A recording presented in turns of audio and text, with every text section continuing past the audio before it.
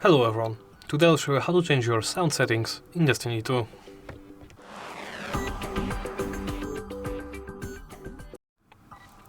First, open the game options menu. Press this button right here, the escape key or the corresponding key on your controller or keyboard. Then go into open settings. Once in settings, make sure you're in the sounds tab. Here you can change your SFX volume. As you can see, it goes from 1 to 10. I will leave it at 0.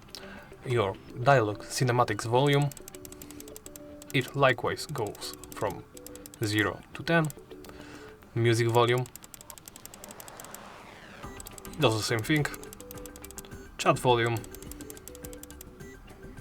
from 0 to 8. And mute while not focused. You can set it to not muted as the default, muted. And well, that's it.